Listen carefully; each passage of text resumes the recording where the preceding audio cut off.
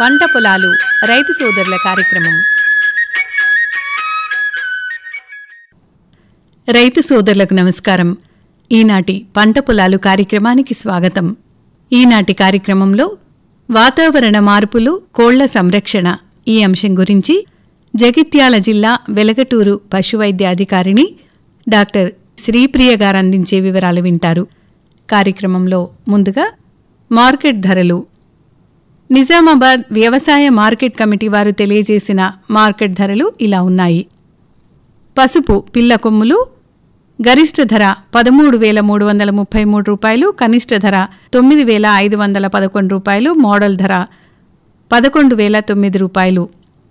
పసుపు దుంప రకం గరిష్ట ధర 11,551 రూపాయలు, కనిష్ట ధర 8,020 రూపాయలు, మోడల్ ధర 10,300 రూపాయలు. పసుపు పొడి గరిష్ట ధర 9,660 రూపాయలు, కనిష్ట ధర 8,000 రూపాయలు, మోడల్ ధర 8,700 రూపాయలు. పసుపు పేస్ట్ గరిష్ట ధర 7,474 రూపాయలు, కనిష్ట ధర 6,500 రూపాయలు, మోడల్ ధర 6,627 రూపాయలు. తెల్ల నువ్వులు గరిష్ట ధర 9,756 రూపాయలు, కనిష్ట ధర 5,550 రూపాయలు, మోడల్ ధర 9,052 రూపాయలు. ధనియాలు గరిష్ట ధర 5,150 రూపాయలు, కనిష్ట ధర 5,150 రూపాయలు, మోడల్ ధర కూడా అంతే ఉంది. కుంకుడుకాయలు గరిష్ట ధర 4,000 రూపాయలు, మోడల్ ధర 4,000 రూపాయలు. సోయా చిక్కుడు గరిష్ట ధర 2,866 రూపాయలు, కనిష్ట ధర 2,866 రూపాయలు, మోడల్ ధర కూడా 2,866 రూపాయలు. జొన్నలు గరిష్ట ధర 1,000 రూపాయలు, మోడల్ ధర కూడా 1,000 రూపాయలు. సజ్జలు గరిష్ట ధర 950 రూపాయలు, కనిష్ట ధర 950 రూపాయలు, మోడల్ ధర కూడా 950 రూపాయలు. మార్కెట్ ధరలు విన్నారు. ఇప్పుడు వాతావరణ వివరాలు. గత 3 రోజుల్లో జిల్లాలో వివిధ ప్రాంతాల్లో అతి తేలికపాటి నుంచి తేలికపాటి వర్షాలు కురిశాయి. పగటి ఉష్ణోగ్రత 32 డిగ్రీల నుంచి 33 డిగ్రీల సెల్సియస్గా మరియు రాత్రి ఉష్ణోగ్రత 24 నుంచి 25 డిగ్రీల సెల్సియస్గా నమోదయ్యాయి. హైదరాబాద్ వాతావరణం కేంద్రం నుండి వచ్చిన సమాచారం ప్రకారం రానున్న 5 రోజుల్లో తేలికపాటి వర్షాలు కురిసే సూచనలు ఉన్నాయి. పగటి ఉష్ణోగ్రత 27 నుంచి 28 డిగ్రీల సెల్సియస్ మరియు రాత్రి కనిష్ట ఉష్ణోగ్రత 24 నుంచి 25 డిగ్రీల సెల్సియస్గా నమోదు కావచ్చు. ఇక జిల్లాలో అక్కడక్కడ ఉరుములు, మెరుపులు, పిడుగులు, ఈదురుగాలతో కూడిన వర్షాలు కురిసే అవకాశం ఉంది. వాతావరణ వివరాలు విన్నారు. कपास उत्पादक किसान बहनों और भाइयों, हमारे देश में कपास की उत्पादकता अभी काफी कम है और बीच में बीटी कॉटन की भी वायरस अटैक के कारण उत्पादकता लगातार घटी है. कपास का उत्पादन कम होता जा रहा है. इसके कारण किसान भी संकट में है. हमारा संकल्प है कपास का उत्पादन बढ़ाना, उत्पादन में आने वाली लागत को घटाना, अच्छे बीज, जलवायु अनुकूल जो हो और वायरस अटैक का मुकाबला कर सकें. इसके लिए 11 जुलाई को प्रातः 10 बजे कोयम्बटूर में हमने एक बैठक बुलाई है, जिसमें कपास उत्पादक किसानों के प्रतिनिधि, किसान संगठनों के प्रतिनिधि, ICR के जाने माने सभी वैज्ञानिक, स्वयं DG ICR, कपास उत्पादक राज्यों के कृषि मंत्रीगण,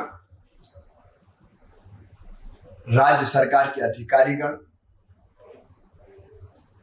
और कपास उद्योग से, काटन उद्योग से जुड़े हुए प्रतिनिधि एग्रीकल्चर यूनिवर्सिटीज के लोग भी रहेंगे. बहनों और भाइयों, हम गंभीर चिंतन कर रहे हैं कि कपास की उत्पादकता, गुणवत्ता कैसे बढ़े। इस संबंध में अगर आपके कोई सुझाव हो तो कृपया करके टोल फ्री नंबर हमारे विभाग के, कृषि विभाग के 1800 180 1551 पर अवश्य मुझे भेजे। मैं आपके सुझाव को अत्यंत गंभीरता से लूंगा और मिलकर कपास के उत्पादन को बढ़ाने के लिए हम रोड मैप बनाएंगे। बहुत बहुत धन्यवाद।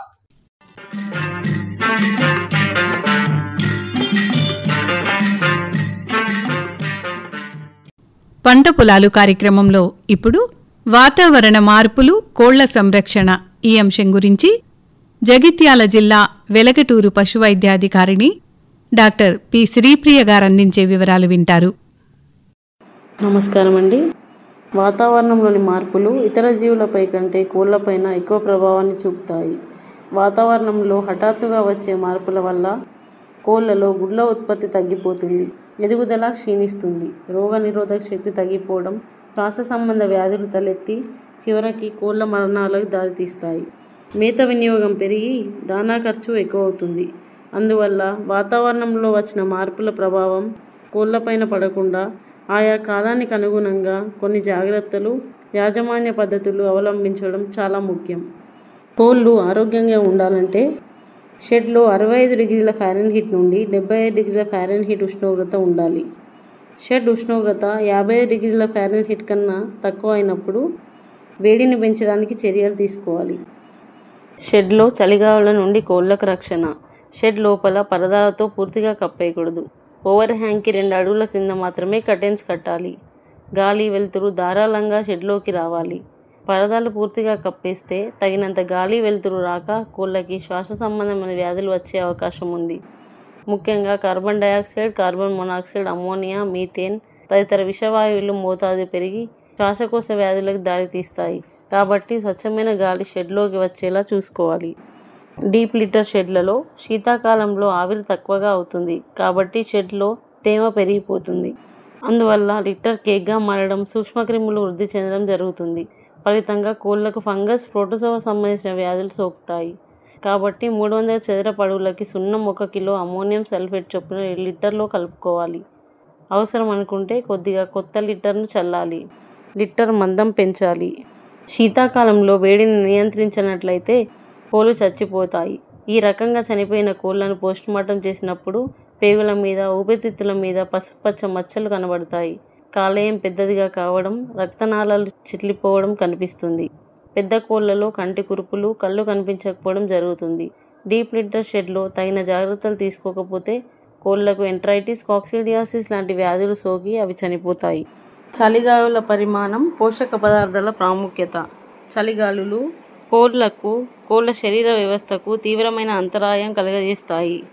శరీర ఉష్ణోగ్రతను కాపాడడానికి, గుడ్ల ఉత్పత్తి పడిపోకుండా ఉండడానికి కోళ్ల దానాలో సరైన పోషక విలువలు ఉండే విధంగా చూసుకోవాలి. కాబట్టి శీతాకాలంలో కోళ్ల దాన వినియోగం పెరుగుతుంది.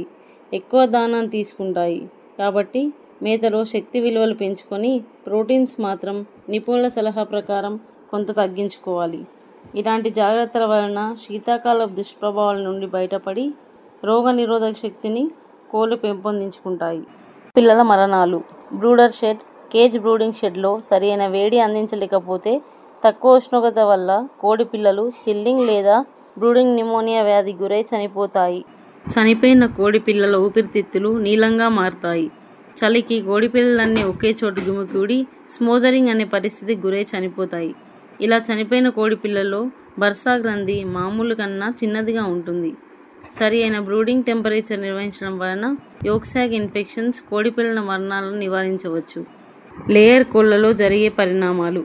శీతాకాలంలో చలి ఎక్కువగా ఉన్నప్పుడు, మబ్బుగా ఉండి వెలుతురు లేని సమయాల్లో గుడ్ల ఉత్పత్తి బాగా పడిపోతుంది. కోళ్లు తమ శరీర ఉష్ణోగ్రతను కాపాడుకోవడానికి ఎక్కువ శక్తిని వినియోగించుకుంటాయి. చలి తీవ్రతకి కోళ్ల జుట్టు నీలంగా మారి కొన్నిసార్లు చిన్న రాయిలా మారిపోతాయి. దీన్నే ఫ్రాస్ట్ బైట్ అంటారు. ఈ స్థితిలో గుడ్ల ఉత్పత్తి రాదు. కోళ్ల ఎదుగుదల లోపించి గుడ్లు పెట్టే దశకు చేరడం ఆలస్యమవుతుంది. ఈ పరిస్థితులను పరిగణనలోకి తీసుకొని శీతాకాలంలో కోళ్లకిచ్చే దానా ఫార్ములాని నిపుణుల సలహాల ప్రకారం కొంత మార్చుకోవాలి.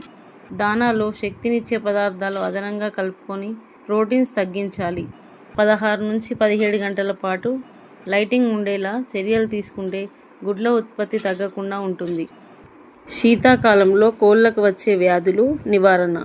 మొదటిది రానికేట్ వ్యాధి. ఇది వైరస్ వ్యాధి. ఈ వ్యాధి సాధారణంగా వేసవిలో వస్తుంది, కానీ అప్పుడప్పుడు శీతాకాలంలో కూడా అన్ని వయసుల కోళ్లకు వస్తుంది. ఈ వ్యాధి వల్ల కేంద్ర నాడీ వ్యవస్థ దెబ్బతిని మెడ వంకర తిరుగుతుంది. దీన్నే టార్టికోలోసిస్ అంటారు. శ్వాస తీసుకోవడం కష్టమవుతుంది. ప్రత్యుత్పత్తి వ్యవస్థ సరిగా పనిచేయక పలుచని పొరతో తోలుగుడ్లు పెట్టడం జరుగుతుంది. ఉత్పత్తి తగ్గిపోతుంది. ఆకలి మందగించడం, ఆకుపచ్చ రెట్ట వేయడం ఈ వ్యాధి యొక్క ఇతర లక్షణాలు. రానికేట్ వల్ల కోళ్లు పెద్ద సంఖ్యలో జబ్బుకు గురి కావడం, చనిపోవడం జరుగుతుంది. చనిపోయిన కోళ్లను పోస్ట్మార్టం చేసినప్పుడు రక్తనాళాలు చిక్కిపోవడం, పుండ్లు పడడం, చిట్లిపోవడం లాంటి లక్షణాలు కనిపిస్తాయి. నివారణ. రాత్రి వేళల్లో కోళ్ల షెడ్లకు కర్టెన్లు అమర్చుకొని కొద్దిగా గాలి వచ్చే ఏర్పాటు చేసుకొని చలిగాలి నుండి రక్షణ కల్పించాలి. 10 లీటర్ల నీటిలో 50 గ్రాముల కాపర్ సల్ఫేట్ ద్రవణాన్ని కలిపి పరిసరాలపై పిచికారీ చేయాలి. లసోటా వ్యాక్సిన్, వెన్న తీసిన పాల పొడి కలుపుకొని నీటి ద్వారా అందించాలి. కోళ్లు చనిపోవడం ఆగకపోతే రక్త పరీక్ష చేయించి టైటర్స్ తక్కువ ఉన్నట్లయితే R2B ఇంజెక్షన్ వేయించాలి. టన్ను దానాలో 300 గ్రాముల నుండి 500 గ్రాముల వరకు కాపర్ సల్ఫేట్ కలిపి 5 నుండి 7 రోజులు అందించాలి. వారం రోజుల పాటు దానాలో విటమిన్ E, A, D, Cలు అదనంగా కలిపి ఇవ్వాలి. Infectious bronchitis. ఇది వైరస్ వల్ల వ్యాపించే అంటువ్యాధి. అతి త్వరగా వ్యాప్తి చెందుతుంది. ఎక్కువ కోళ్లు చనిపోతాయి. లేయర్లు, బాయిలర్లు రెండింటిపైన సమానమైన ప్రభావాన్ని చూపిస్తాయి. లేయర్లలో గుడ్ల ఉత్పత్తి, గుడ్ల పరిమాణం రెండూ తగ్గుతాయి. శ్వాస తీసుకోవడం కష్టమై నోరు తెరుచుకొని ఉంటాయి. ఉక్కిరి బిక్కిరి అవుతాయి. ఇన్ఫెక్షన్ వలన ముక్కు లోపలి భాగం నుంచి శ్వాసకోశం వరకు గల మార్గంలో పసుపచ్చ ద్రవ పదార్థం లేదా ఘన పదార్థం చేరుతుంది. కోళ్ళకి తల భారంగా మారుతుంది. గొంతు గురక వస్తుంది. బ్రాయిలర్స్లో వ్యాధి సోకిన పిల్లల్లో 20 నుండి 30% మరణిస్తాయి. శ్వాసకోశ వ్యాధి లక్షణాలు, గౌట్ లక్షణాలు కనిపిస్తాయి. కిడ్నీలు వాచి సరిగా పనిచేయవు. గుండె, కాలేయం, పేగులపైన యూరేట్ పదార్థం కనిపిస్తుంది. నివారణ. బ్రాయిలర్స్కి మొదటి వారంలో IB వ్యాక్సినేషన్ ఇవ్వాలి. లేయర్స్కి మొదటి వారం, 3వ వారం, 13వ వారం వ్యాక్సిన్ ఇవ్వాలి. గొంబోరో వ్యాధి. ఇది కూడా వైరస్ వ్యాధి. శీతాకాలంలో ఈ వ్యాధి వల్ల కోళ్లు ఎక్కువగా చనిపోతాయి. పేలు, నల్లులు, తపోటి పరుగులు, గుమ్మడి పురుగులు వంటి పరాన్న జీవుల వలన కోళ్లు ఇన్ఫెక్షన్ గురైనప్పుడు ఈ వ్యాధి బయటపడుతుంది. వ్యాధి సోకిన కోళ్లు సరిగా శ్వాస తీసుకోలేక అవస్థపడతాయి. కాలేయం, ఇతర ముఖ్య అవయవాలు పనిచేయవు. ఎదుగుదల క్షీణిస్తుంది. కీళ్లు సాగబురుసుకుపోతాయి. గుడ్ల ఉత్పత్తి తగ్గిపోతుంది. బర్సా గ్రంథి వాస్తుంది. మూత్రపిండాలు పనిచేయవు. ఈ వ్యాధి నివారణకి చలిగాలం నుండి రక్షణ కల్పించడంతో పాటు వ్యాక్సినేషన్ చేయించడం, బయోసెక్యూరిటీ మెజర్స్ పాటించడం చేయాలి. E. coli infection. ఇది బ్యాక్టీరియల్ వ్యాధి. చలిగాలుల తీవ్రత ఎక్కువగా ఉన్నప్పుడు వ్యాధి నిరోధక శక్తి తగ్గిపోయి కొలిబెసిలోసిస్, సెప్టిసెమియా, సాల్ఫింజైటిస్ వంటి రోగాలు ప్రబలుతాయి. పెరిగే కోళ్లలో ఎదుగుదల క్షీణిస్తుంది. లేయర్లలో గుడ్ల ఉత్పత్తి తగ్గిపోతుంది. మరణాలు సంభవిస్తాయి. ఈ వ్యాధి నివారణ కోసం చక్కటి యాజమాన్య పద్ధతులు పాటించాలి. కోళ్లు ఒత్తిడికి గురి కాకుండా జాగ్రత్త పడాలి. దానాలో పోషక విలువలు తగ్గకుండా చూసుకోవాలి. సాల్మొనెల్లా. సాల్మొనెల్లా పుల్లోరం అనే బ్యాక్టీరియా వల్ల ఈ వ్యాధి కలుగుతుంది. చలిగాలులు హెచ్చినప్పుడు వ్యాధి తీవ్రత పెరిగి ఇతర కోళ్ళకి వ్యాపిస్తుంది. కోడి పిల్లలు హఠాత్తుగా మరణిస్తుంటాయి. వ్యాధి సోకిన కోడి పిల్లలు వేడిగా ఉండే చోట గుమిగూడుతాయి. కోళ్లు నీటిలో తల ముంచినప్పుడు రెక్కలు విరుచుకుంటాయి. శ్వాస కష్టంగా ఉంటుంది. ఆకుపచ్చ రంగులో రెట్ట వేస్తాయి. పోస్టుమార్టంలో ఊపిరితిత్తులు, పేగుల మీద లేత పసుపచ్చ మచ్చలు కనబడతాయి. కాలేయం పెద్దవి కావడం, రక్తనాళాలు చిట్లిపోవడం వలన మరణాలు సంభవిస్తాయి. మరణాలు తగ్గించడానికి నీటి ద్వారా యాంటీబయాటిక్ మందులు, దాన ద్వారా పిరోజోల్డోన్ వంటి మందులు అందించాలి. షెడ్లో తగిన ఉష్ణోగ్రతను నిర్వహించాలి. సిఆర్డి వ్యాధి మైకోప్లాజ్మా గ్యారిసెప్టికమ్ అనే బ్యాక్టీరియా ద్వారా ఈ వ్యాధి వ్యాపిస్తుంది. ఇది దీర్ఘకాలిక శ్వాసకోశ వ్యాధి. వ్యాధి సంక్రమణం ముఖ్యంగా జరుగుతుంది. వ్యాధిగ్రస్త కోళ్ళ ద్వారా ఇతర కోళ్ళకి సంక్రమిస్తుంది. దగ్గు, తుమ్ములు రావడం, ముక్కు నుండి నీరు కారడం, రాత్రి వేళల్లో గురక, శ్వాసకోశ ఇబ్బంది ఈ వ్యాధి లక్షణాలు. పోస్టుమార్టంలో శ్వాసనాళిక ఉబ్బి కనిపిస్తుంది. కాలేయంపై తెల్లని పలుచని పొర ఏర్పడి ఉంటుంది. గుండెపైన ముదురు పసుపు రంగు పదార్థం ఏర్పడుతుంది. ఊపిరితిత్తులు పసుపుపచ్చగా ఒరుసుగా పోవడం కనిపిస్తుంది. కోళ్ళ రక్తాన్ని పరీక్ష చేయించి ఏబిఎస్టి చేయించాలి. యాంటీబయాటిక్ మందులు వాడాలి. ఇన్ఫెక్షియస్ కొరైజా హీమోఫైలస్ గ్యాలినేరం అనే క్రిమి ద్వారా కోళ్ళకి వచ్చే మరో శ్వాస సంబంధ వ్యాధి. ఇది ముఖ్యంగా శీతాకాలంలో వస్తుంది. వ్యాధి సోకిన కోళ్ళు ముక్కు నుండి నీరు కారడం, కళ్ళు చెమ్మగిల్లడం, తల వాయడం, కళ్ళ నుండి తెల్లటి పదార్థాలు కారడం జరుగుతుంది. లేయర్స్లో గుడ్ల ఉత్పత్తి తగ్గిపోతుంది. ఈ వ్యాధి 2 నుండి 3 వారాల వరకు లేదా నెలల తరబడి ఉంటుంది. శీతాకాలంలో రోగాలు రాకుండా తీసుకోవాల్సిన జాగ్రత్తలు. కోళ్ళ షెడ్లో అవసరమైన స్థాయిలో ఉష్ణోగ్రతను పాటించడానికి అన్ని ఏర్పాట్లు చేయాలి. రాత్రి వేళల్లో కర్టెన్స్ ఉపయోగించాలి. కోడి పిల్లలకు బ్రూడింగ్ ఉష్ణోగ్రత సరిగ్గా అందేలా చూసుకోవాలి. షెడ్లో వెలువడే కాలుష్య వాయువులు, carbon dioxide, carbon monoxide, ammonia వంటివి బయటికి వెళ్ళేలా తగిన వెంటిలేషన్ ఉండాలి. లిట్టర్ కేక్గా మారకుండా ఉండడానికి ఫ్రెష్ ఊక, సున్నం అవసరాన్ని బట్టి కలుపుకోవాలి. కోళ్ళకి కాక్సిడియోసిస్, ఎంట్రైటిస్ వ్యాధులు రాకుండా లిటర్లో అమ్మోనియం సల్ఫేట్ కలిపి తిప్పుతూ ఉండాలి. అదనపు ఉష్ణోగ్రతని షెడ్లో అందించడానికి అవసరాన్ని బట్టి బ్రూడర్తో పాటు గ్యాస్ బ్రూడర్లు, విద్యుత్ లేదా బొగ్గు హీటర్లు ఏర్పాటు చేయాలి. కోళ్ళ నిపుణులను సంప్రదించి మేత తయారీలో ఉపయోగించే ముడి పదార్థాలు శక్తిని పెంచే విధంగా మేత ఫార్ములాను మార్చుకోవాలి. చలి తీవ్రతను తట్టుకొని రోగనిరోధక శక్తిని పెంచుకోవడానికి కోళ్ళ దానాలో అదనంగా విటమిన్లు, ఖనిజాలు, అమైనో యాసిడ్స్ అందించాలి. కోళ్ళ పోషణ. మంచి మేతకు ఉండవలసిన లక్షణాలు. మొదట, మేత తక్కువ ధరలో ఎక్కువ పోషక విలువలు కలిగి ఉండాలి. మేత తాజాగా, శుభ్రంగా ఉండి తేలికగా జీర్ణమయ్యే ఆహార పదార్థాలు కలిగి ఉండాలి. కోళ్ళు పీచును సమర్థవంతంగా జీర్ణించుకోలేవు కాబట్టి మేతలో పీచు పదార్థాలు 10% కంటే మించకుండా ఉండాలి. కోళ్ళ పెరుగుదలకు, గుడ్ల ఉత్పత్తికి పోషక పదార్థాలు అతి ముఖ్యం. మేతలో పోషక పదార్థాల లోపాల వల్ల కోళ్ళు సరిగ్గా ఎదగవు, గుడ్ల ఉత్పత్తి తగ్గిపోతుంది, ఇతర రోగాలు ప్రబలుతాయి. రైతు తన కోళ్ళకు కావలసిన మేతను తానే తయారు చేసుకోవచ్చు. అయితే దానికి కాస్త శాస్త్రీయ విజ్ఞానం అవసరం. తనకు అందుబాటులో ఉన్న వస్తువులు, వాటి పోషక విలువల గురించి సరి అయిన పరిజ్ఞానం అవసరం. సాధారణంగా కోళ్ళ మేతలో ఉపయోగించే పదార్థాలను శక్తినిచ్చేది, మాంసకృతులిచ్చేది, విటమిన్లు, ఖనిజ లవణాలనిచ్చేవిగా విభజించవచ్చు. శక్తినిచ్చే వాటిలో మొక్కజొన్నలు, బియ్యపు తవుడు, నూనె తీసిన వరి తవుడు, జొన్నలు, చిరుధాన్యాలు మొదలగునవి ముఖ్యమైనవి. దానాలో దాదాపు 60% ఇవే ఉంటాయి. మాంసకృతులు ఇచ్చే వాటిలో వేరుశనగ పిండి, నువ్వుల పిండి, సోయాబీన్ పిండి, ప్రొద్దుతిరుగుడు పువ్వు పిండి మొదలగునవి ఉంటాయి. ఇవి కాక జంతు సంబంధ మాంసకృతులు కూడా తప్పనిసరిగా జత చేయాలి. వీటిలో చేపల పొడి, మాంసం పొడి ముఖ్యమైనవి. కోళ్ళ వయసును బట్టి పోషకావసరాలు కూడా మారతాయి కాబట్టి దానా కూడా మారుతుంది. చిన్నపిల్లలకి ఇచ్చే దానా 1 నుండి 8 వారముల వయసు వాటికి శక్తి 2700 కిలోకాలరీలు ఉండేదిగా చూసుకోవాలి. దానిలో 22% మాంసకృతులు. పెరిగే పిల్లలకి ఇచ్చే దానాలో అది 9 నుండి 20 వయసు గల పిల్లలకి 2600 కిలోకాలరీల శక్తి, 16% ప్రోటీన్లు. గుడ్డు పెట్టే కోడికి అంటే 21 వారాలు పైబడిన కోడికి 2700 కిలోకాలరీల శక్తి, 18% ప్రోటీన్లు ఉండే దాన సరఫరా చేయాలి. ఈ అవసరాలను దృష్టిలో ఉంచుకొని లభిస్తున్న ముడి ఆహారాలు పదార్థాలను ఉపయోగించి దానాన్ని తయారు చేసుకోవచ్చు. గుడ్లు పెట్టే కోళ్ళ దానాకి మిగతా పిల్లల దానాకి తేడా ఏమిటంటే కాల్షియంలో తేడా ఉంటుంది. పిల్లలకు కాల్షియం 0.75 నుండి 1% సరిపోతే పెద్ద కోళ్ళకు మాత్రం కాల్షియం 2.5 నుండి 3% వరకు ఇవ్వాలి. వీటితో పాటు విటమిన్లు, ఖనిజ లవణాలు, రోగనిరోధక శక్తి మందులు మొదలైనవి కూడా తగు పాలలో జత చేయాల్సి ఉంటుంది. కోడి కడుపులో జీర్ణాశయంలో ఆహారం జీర్ణం కావడానికి చిన్న గులకరాయి గ్రిట్ అవసరం. ఈ గ్రిట్ సున్నపు రాయి రూపంలో కానీ ఆల్చిప్ప ముక్క రూపంలో కానీ ఇవ్వవచ్చును.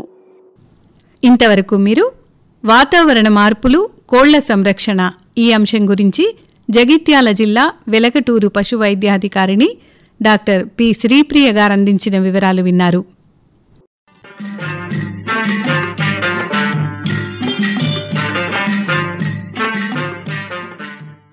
ఇప్పుడు యాపిల్ బేర్ సాగులో చేపట్టవలసిన చర్యల గురించి కొన్ని వివరాలు వింటారు.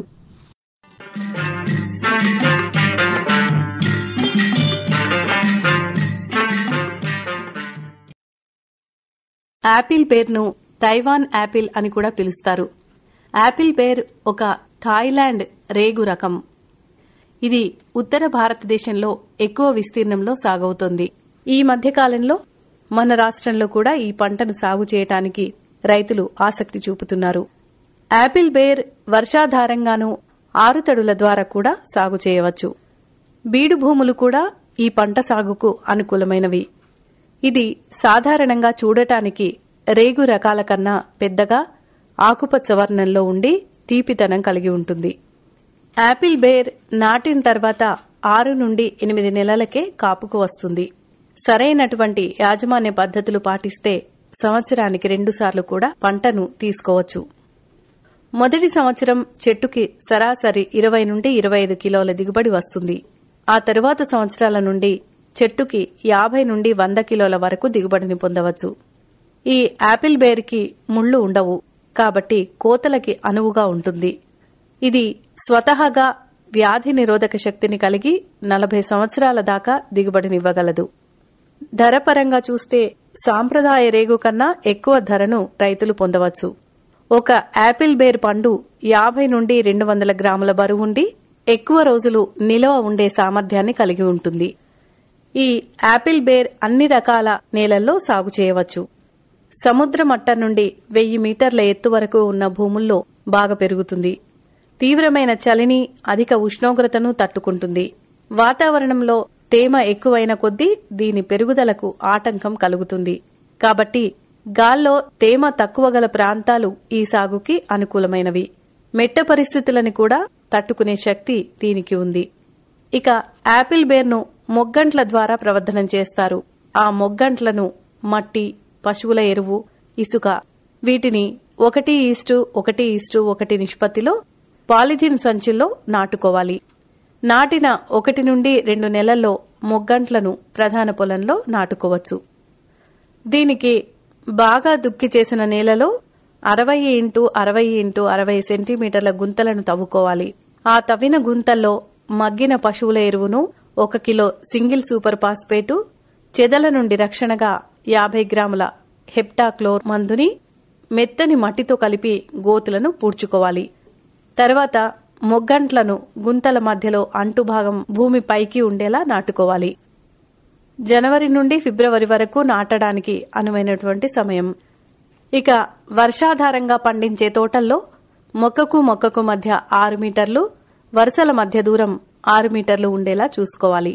అదే నీటి వసతి ఉన్న తోటల్లో మొక్కకు మొక్కకు మధ్య 8 మీటర్లు, వరుసల మధ్య దూరం 8 మీటర్లు ఉండేలా చూసుకోవాలి. వర్షాధారంగా సాగు చేసేటప్పుడు మొదటి 23 సంవత్సరాలు పిచ్చెరు పద్ధతిలో నీళ్లు పెట్టుకోవాలి. అంటే కుండ పద్ధతిలో నీళ్లు పెట్టుకోవాలి.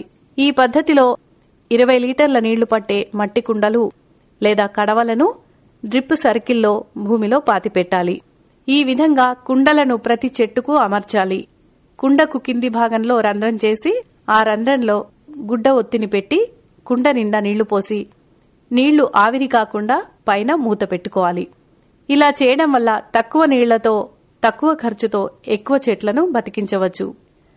నీళ్ల వసతి ఉన్నప్పుడు డ్రిప్ విధానంలో నీళ్లను పారించడం ద్వారా 50 నుండి 60% నీళ్లు ఆదా అవుతాయి. అంతేకాకుండా 20 నుండి 30% ఎరువులు కూడా ఆదా అవుతాయి. పూత దశలో ఉన్నప్పుడు నీళ్లు ఎక్కువగా పెట్టకూడదు. అలా పెట్టడం వల్ల పూత రాలిపోతుంది. కాయలు పెరిగే దశలో నీళ్ల వసతి బాగా కల్పించాలి. ఇక కాండం నిటారుగా పెరిగేందుకు 4 వైపులా కర్రలను పాతి ఊతమిచ్చి 1 మీటర్ పెరిగిన తర్వాత 4-5 కొమ్మలు 4 వైపులా పెరిగేలా చూడాలి. పెరిగిన చెట్లను ప్రతి సంవత్సరం తప్పకుండా ఏప్రిల్ నెలలో కత్తిరింపు చేసుకోవాలి. ప్రతి కొమ్మకు 15 నుండి 20 కణుపులను ఉంచి కత్తిరించాలి. కత్తిరింపులకు ముందు 10 గ్రాముల పొటాషియం నైట్రేటు లీటర్ నీళ్లలో కలిపి పిచికారీ చేయాలి. ఇలా చేయడం వల్ల మొగ్గంట్లు తొందరగా చిగురిస్తాయి. కత్తిరింపు అయిన తర్వాత కాపర్ ఆక్సిక్లోరైడ్ 3 గ్రాములు లీటర్ నీళ్లలో కలిపి కత్తిరించిన కొమ్మల చివర్లపై పిచికారీ చేసుకోవాలి. ఇక కలుపు నివారణకు కలుపును ఒకసారి తీసివేసి గ్లైఫోసిట్ మందుని 5 మిల్లీలీటర్లు లీటర్ నీళ్లకు కలుపుకొని కలుపు మీద పిచికారీ చేసుకుని నిర్మూలించుకోవాలి. అలాగే ప్రతి సంవత్సరం పశువుల ఎరువుతో పాటు నత్రజని, భాస్వరం, పొటాష్ ఎరువుల్ని వాడుకోవాలి. నత్రజని, భాస్వరం, పొటాష్ వీటిని నత్రజనిలో సగం, భాస్వరం మొత్తం, పొటాష్ మొత్తం వీటిని కత్తిరించిన వెంటనే పాదుల్లో వేసి మట్టిని తిరగొట్టాలి. మిగిలిన సగం నత్రజనిని కత్తిరింపు అయిన తర్వాత 3 నెలల తర్వాత వేసుకోవాలి. ఇక ఫెర్టిగేషన్ అంటే శాస్త్రవేత్తలు సిఫారసు చేసిన విధంగా ఎరువులను డ్రిప్పు పద్ధతిలో వివిధ దశల్లో పంపించాలి. దీనివల్ల ఎరువులు వృధా అవ్వకుండా మొక్కకు తగిన పాళ్లలో పోషకాలు అందుతాయి. ఫెర్టిగేషన్ విధానంలో ఎరువులు ఇచ్చేటప్పుడు నీళ్లలో కరిగే ఎరువులను వాడుకోవాలి. ఇచ్చే ఎరువును పంట కాలంలో విభజించుకొని వారానికి లేదా 10 రోజులకు ఒకసారి అవసరాన్ని బట్టి నీళ్ల ద్వారా పంపించాలి. దీనికోసం ముందుగా 1 గంట డ్రిప్ ద్వారా నీళ్లను పారించి తర్వాత ఎరువులను డ్రిప్ ద్వారా పంపించాలి. తర్వాత మళ్లీ 1 అరగంట నీళ్లని డ్రిప్ ద్వారా పంపించాలి. ఈ ఫెర్టిగేషన్ ద్వారా ఎరువులు ఆదా అవడమే కాకుండా మంచి నాణ్యమైన పండ్లు, అధిక దిగుబడులని పొందవచ్చు. సమగ్ర ఎరువుల యాజమాన్యంలో భాగంగా సిఫారసు చేసిన ఎరువుల్లో 50% సేంద్రియ ఎరువుల రూపంలో ఇస్తూ మిగతా 50% వేప చెక్క, పశువుల ఎరువు, జీవన ఎరువులైన అజటోబ్యాక్టరు, ఫాస్ఫోబ్యాక్టీరియా 100 గ్రాములు చెట్టుకు వేయటం ద్వారా మంచి దిగుబడి వస్తుంది. ఇక లెగ్యూమ్ జాతి పంటలైనటువంటి బొబ్బర్లు, పెసర్లు, వేరుశెనగలు, అలసంద ఇలాంటి పంటలను అంతర పంటలుగా వర్షాధారంతో పండించవచ్చు. నీళ్ల వసతి ఉన్నటువంటి భూముల్లో కూరగాయ పంటలను కూడా అంతర పంటలుగా వేసుకోవచ్చు. ఈ యాపిల్ బేర్ చెట్లు జూన్, జూలైలో పూతకు వచ్చి నవంబర్, డిసెంబర్లో కోతకి వస్తాయి. మొదటి సంవత్సరం చెట్టుకు 25 నుండి 30 కిలోల వరకు దిగుబడి వస్తుంది. ఆ తర్వాత సంవత్సరాల్లో రెట్టింపు దిగుబడులను రైతు సోదరులు సాధించవచ్చు. కాబట్టి ఈ యాపిల్ బేర్ సాగును గురించిన వివరాలను తెలుసుకుని రైతు సోదరులు మన జిల్లాలో కూడా సాగు చేసినట్లయితే తక్కువ నీటితో మంచి దిగుబడులను సాధించవచ్చు. ఇంతవరకు మీరు యాపిల్ బేర్ సాగు గురించి కొన్ని వివరాలు విన్నారు. పంట పొలాలు రైతు సోదరుల కార్యక్రమం ఇంతటితో సమాప్తం.